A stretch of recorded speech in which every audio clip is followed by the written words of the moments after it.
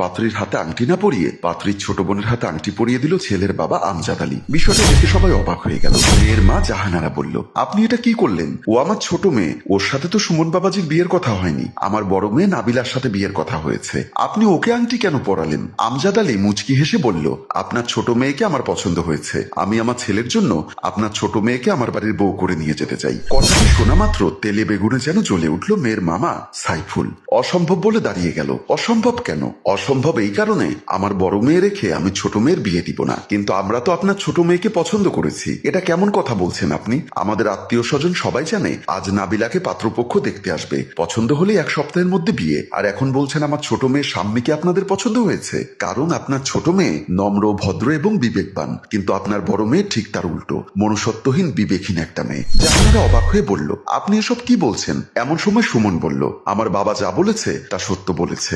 নাবিলা আপনাদের সাথে কি এমন করেছে যার কারণে ওকে মনুষ্যত্বহীন, বিবেকহীন বলছেন? শুনবেন নাবিলা কি করেছে? তাহলে শুনুন। তুমি উচ্চশিক্ষায় শিক্ষিত হয়েছ, ডক্টর হয়ে দেশে ফিরে এসেছো আমার অনুরোধে, কারণ আমি চাইনি আমার ছেলে বিদেশের মাটিতে থাকুক। বাবা, আমিও চাই না তোমাকে ছেড়ে বিদেশে থাকতে, সেজন্যই চলে এসেছি। এখন বাবা হিসাবে আমার একটা দায়িত্ব আছে, তোমাকে আমি বিয়ে করাতে চাই। পুত্রবধূ, নাতি নাতনি নিয়ে বাকি জীবনটা আনন্দ ফুর্তিতে কাটিয়ে দিতে চাই। তোমার কোনো পছন্দের মেয়ে আছে? না বাবা, আমার কোনো পছন্দের মেয়ে নেই। গুড, খুব ভালো লাগলো, কারণ জীবন চলার পথে একটা ভুল সিদ্ধান্তে তোমাকে সারা জীবন পস্তাতে হতে পারে। তোমার বিয়ের ব্যাপারে আমি ঘটকের সাথে কথা বলেছি, আগামী সপ্তাহে আমরা সেই মেয়ের বাড়িতে যাব। তার আগে তোমাকে একটা কাজ করতে হবে। কি কাজ বাবা? তোমাকে ফেরিওয়ালা হতে হবে। কি বলছো, ফেরিওয়ালা? আমি যা বলছি তোমাকে তাই করতে হবে। ঠিক আছে বাবা, তুমি যা বলবে আমি তাই করব, কিন্তু কোনো কিন্তু নেই, আর প্রশ্নও করবে না। আগামীকাল সকালে কেন ফেরিওয়ালা হতে হবে সেই কারণটা আমি তোমাকে জানিয়ে দিব। বলেই আমজাদ আলী তার রুমের দিকে চলে গেল। সুমন একটু টেনশনে পড়ে গেল, মনে মনে ভাবলো হঠাৎ বাবা কেন ফেরিওয়ালা হতে বলল। পরদিন সকালবেলা সুমন হাতে একটা হ্যান্ডমাইক নিয়ে ফেরি করতে রাস্তায় বের হলো। পুরাতন মোবাইল, ল্যাপটপ কেনার জন্য হ্যান্ডমাইকে বিক্রেতাদের দৃষ্টি আকর্ষণ করতে লাগলো। হাঁটছে আর মাইকিং করছে। একটা বহুতল ভবনের নিচে এসে মাইকিং করতে লাগলো। দারোয়ান সুমনের সামনে এসে বলল, এই এখান থেকে যা তো, এই বিল্ডিং এর কেউ পুরাতন মোবাইল বিক্রি করবে না। সুমন বলল, ভাই একটু বিল্ডিং এর ভেতরে যেতে দিন, আমি যেভাবে মাইকিং করছি তাতে হয়তো অনেকেই পুরাতন মোবাইল বিক্রি করবে। আমি তোকে যেতে বলেছি, এই মুহূর্তে বিল্ডিং এর সামনে থেকে দূর হ। ভাই, গরিবের পেটে কেন লাথি মারছেন? একটু ভেতরে যেতে দিন, তোকে ভালোই ভালোই বলছি, তোর কানে যায় না? না বলেই সুমনের গায়ে ধাক্কা দিল। সুমন মাটিতে পড়ে গেল। এমন সময় সামনে দূর থেকে এমন দৃশ্য দেখে দৌড়ে এসে সুমনের হাত ধরে তুলল। ব্যথা পেয়েছেন? না, তেমন ব্যথা পাইনি। আর কুদ্দুস, তুমি তাকে ধাক্কা দিলে কেন? ম্যাডাম, উনি বিল্ডিং এর ভেতর ঢুকতে চাচ্ছিল, বারবার নিষেধ করার পরও আমার কথা শোনেনি, সেজন্য। তুমি সেজন্য একটা মানুষকে ধাক্কা দিয়ে ফেলে দিবে? উনি যদি গুরুতর আহত হতো?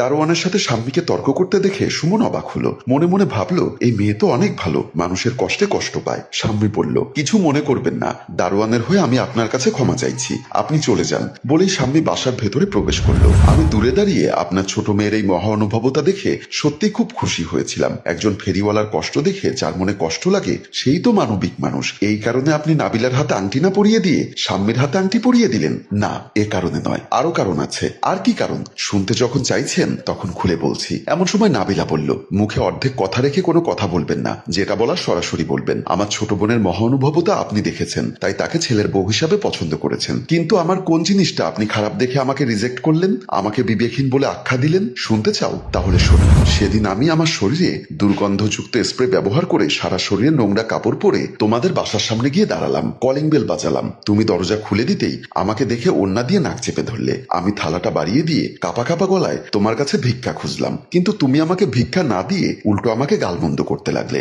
আমাকে এক্ষুনি তোমার বাসার সামনে থেকে চলে যেতে বললে। আমি তারপরও তোমাকে বললাম আমি খুব ক্ষুধার্ত, আমাকে 1 প্লেট ভাত খেতে দিবে? বলেই তুমি দরজা বন্ধ করার আগেই তোমার বাসার ভেতরে জোর করেই প্রবেশ করলাম। তুমি রাগে ফোঁস করছিলে, চিৎকার দিয়ে তোমার মাকে ডাকছিলে, কিন্তু তোমার মা হয়তো তোমার ডাক শুনতে পাইনি। আমি আবারও তোমার কাছে কাঁদো কাঁদো হয়ে 1 প্লেট ভাত খেতে চাইলাম, কিন্তু তুমি আমাকে গালাগাল শুরু করলে, আমাকে বাসা থেকে বের করে দিতে চাইলে। আমি বেহায়ের মতো তোমাদের দরজার সামনে বসে পড়লাম। তুমি আমাকে থ্রেট দিয়ে বললে, এখন এই মুহূর্তে যদি তুই আমাদের বাসা থেকে বের না হোস তাহলে আমি তোর শরীরে আগুন জ্বালিয়ে দিব। আমি ভেবেছিলাম তুমি হয়তো আমাকে থ্রেট দিয়ে কথাটা বলছো, কিন্তু তুমি বাস্তবে হনহন করে বাসার ভেতরে চলে গেলে। আমি আবার ভেবেছিলাম হয়তো তুমি আমার জন্য ভাত নিয়ে আসবে, কিন্তু তুমি আসলে সাথে নিয়ে আসলে একটা দেশলাই আর 1 বোতল কেরোসিন তেল। এসে বোতলের মুখ খুলে আমার শরীরে তেলগুলো ঢেলে দিলে। তারপর আমার সামনে দেশলাই ধরে বললে, এখন কি তুই বের হবি নাকি তোর শরীরে আগুন ধরিয়ে দিব? আমি তোমার ব্যবহারে ভীষণ কষ্ট পেলাম। আমি বললাম, ঠিক আছে আমি যাচ্ছি। তুমি দরজা খুলে দিলে। আমি বের হয়ে যাব ঠিক তখনই তুমি রাগ করে আমাকে ধাক্কা দিয়ে বাহিরে ফেলে দিলে। আমি বাইরে ছিটকে এসে সিঁড়ির গোড়ায় পড়লাম। তখন তোমার ছোট বোন সাম্মী সিঁড়ি দিয়ে উপরে উঠছিল। আমাকে পড়ে যেতে দেখে চমকে উঠে দৌড়ে এসে আমাকে ধরে তুলে দাঁড় করালো। জানতে চাইলো আমাকে কে ধাক্কা দিয়েছে। আমি তোমার কথা বলতেই সাম্মী যেন লজ্জা পেল, আমতা আমতা করে বলল, আপনি কি ব্যথা পেয়েছেন? না না, আমি তেমন ব্যথা পাইনি। সাম্মী তার পার্স ব্যাগ থেকে 100 টাকার একটা নোট বের করে আমার হাতে দিয়ে বলল, বাহিরে গিয়ে কিছু খেয়ে নেবেন, আর যদি পারেন আমার বড় আপুকে ক্ষমা করে দিবেন। ও যে অন্যায়টা আপনার সাথে করেছে সেজন্য আমি অনুতপ্ত। আমি ওর হয়ে আপনার কাছে ক্ষমা চাইছি। আমি তোমার বোনের কথা শুনে হা হয়ে ওর দিকে তাকিয়ে রইলাম। বুঝতে পারলাম তোমার বোন মেয়েটা কত ভালো। আমার শরীর থেকে তখনও গন্ধ আসছিল, কিন্তু 1 সেকেন্ডের জন্য তোমার বোন বিরক্ত বোধ করেনি, উল্টো তোমার জন্য ক্ষমা চাইলো। যাবার আগে আরো একবার ক্ষমা চাইলো, তারপর আমার মাথার উপর হাত বুলিয়ে বাসার দিকে চলে গেল। আমজাদ আলীর কথা শুনে সবার মাথা নিচু হয়ে গেল। নাবিলা বলল, সেদিন আপনি যে ভিক্ষুক সেজে আমাদের বাসায় আসবেন, এটা যদি আমি জানতাম তাহলে আপনার সাথে এই ব্যবহারটা আমি করতাম না। সুমন বলল, আমার বাবা জানলে হয়তো তুমি আমার বাবার সাথে খারাপ আচরণ করতে না, কিন্তু আমার বাবার স্থানে যদি অন্য কেউ থাকতো তাহলে তুমি সেই খারাপ আচরণটাই করতে। সাম্মী বলল, আমি আমার আপুর হয়ে আপনাদের কাছে ক্ষমা চাইছি, আপনারা আমার আপুকে ক্ষমা করে দিন। নাবিলা বলল, আমি মনে করি এখানে কোনো ভুল হয়নি, কারণ আমার স্থানে যদি তুই থাকতি তাহলে তুই বুঝতে পারতি তার শরীর থেকে কি পরিমাণ বিশ্রী দুর্গন্ধ আসছিল। আমি গন্ধ সহ্য করতে পারিনি বলে তার সাথে খারাপ আচরণ করেছি। এখানে ক্ষমা চাওয়ার কিছু নেই। জাহানারা বেগম নাবিলার গালে কষে চর বসিয়ে দিয়ে বলল, তোকে সত্যি আমি মানবিক বানাতে পারিনি, তুই আসলে বিবেকহীন।